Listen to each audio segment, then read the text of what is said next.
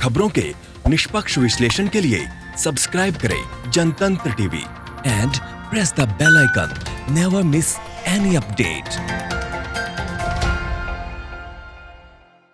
प्रधानमंत्री फसल बीमा योजना की जानकारी किसानों को देने के लिए कृषि मंत्री सूर्य प्रताप शाही ने जागरूकता रथ को हरी झंडी दिखाई। आपको बता दें कि जिले में रथ को रवाना किया गया। इसी को लेकर हमारे संवाददाता पंकज चतुर्वेदी ने कृषि मंत्री से खास बातचीत की है। आइए सुनवा देते हैं। प्रधानमंत्री फसल बीमा की जानकारी देने के लिए किसानों को आज कृषि मंत्री ने एक रथ रवाना किया है, जो जनपदों में जाकर के किसानों को उसके बारे में जानकारी देंगे। किन किन जनपदों में इस रथ यात्रा को रवाना किया गया है, हमारे साथ कृषि मंत्री सूर्य प्रताप शाही जी हैं। शाही जी, जिस रथ को आज रवाना किया गया है, क्या उद्देश्य था और किन किन जनपदों में किसानों को जाकर के किसके बारे में जानकारी? उत्तर प्रदेश के 75 जनपद के भीतर प्रधानमंत्री फसली बीमा योजना के इस साल और आने वाले अगले साल 200 वर्ष का मिलाकर के टेंडर हो गया है और उस टेंडर के माध्यम से प्रदेश के भीतर 4 बीमा कंपनियों को अलग अलग क्षेत्रों के भीतर जो क्लस्टर बने थे उसके अनुसार उनको वो जनपद अलॉट हुए हैं।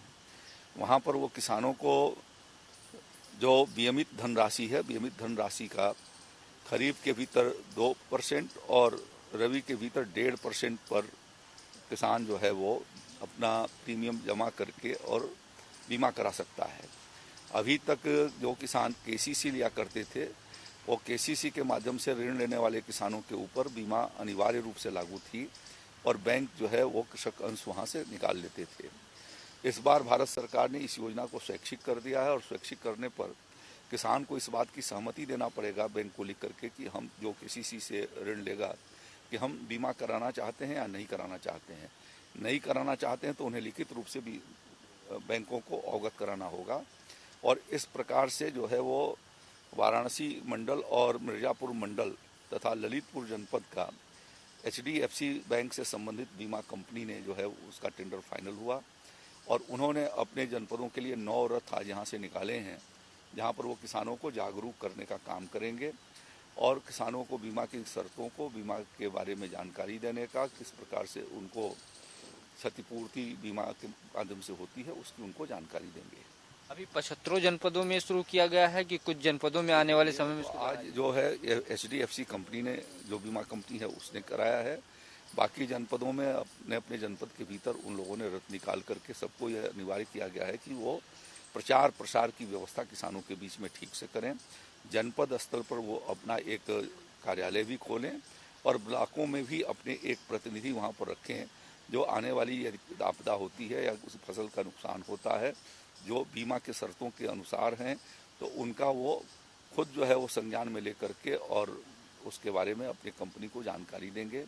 साथ साथ में बीमा के बारे में, प्रधानमंत्री फसली बीमा के बारे में किसानों को जागरूक करने का काम करेंगे। अभी किसानों की फसलों की क्षतिपूर्ति की आपने बात की। इस बार बेमौसम बरसात, फिर कोरोना का असर और फिर बाढ़ की वजह से किसानों की फसलों का नुकसान हो, उसके लिए कोई आकलन करके ऐसे किसानों का जिनका नुकसान हो रहा है कोई क्षतिपूर्ति की कृषि विभाग योजना बना रहे, क्योंकि किसानों का इस बार बड़े स्तर पर नुकसान हो? देखिए, राज्य के भीतर रबी का उत्पादन बहुत अच्छा हुआ है और सामान्यतया उससे किसी प्रकार का नुकसान नहीं हुआ। 68,000 के लगभग किसानों ने क्षतिपूर्ति के संदर्भ में अपनी सूचना जो है वो बैंक को और बीमा कंपनी को और कृषि विभाग को दी थी।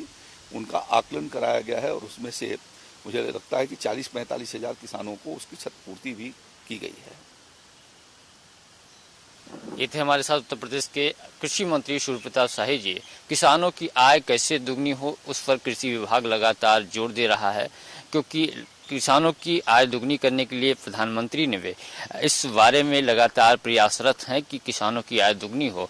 और आज जो रथ यात्रा रवाना की गई है प्रधानमंत्री फसल बीमा योजना के तहत, उन जाकर के किसानों को जानकारी देंगे और किसानों की अगर फसलों की नुकसान होता है, आय के मानक तय किया गया है, उसके अनुसार बीमा करने के बाद उसकी क्षतिपूर्ति भी की जाएगी। कैमरामैन रोशन के साथ पंकज चतुर्वेदी, जनतंत्र टीवी, लखनऊ। खबरों के निष्पक्ष विश्लेषण के लिए सब्सक्राइब करें Jantantra TV and press the bell icon. Never miss any update.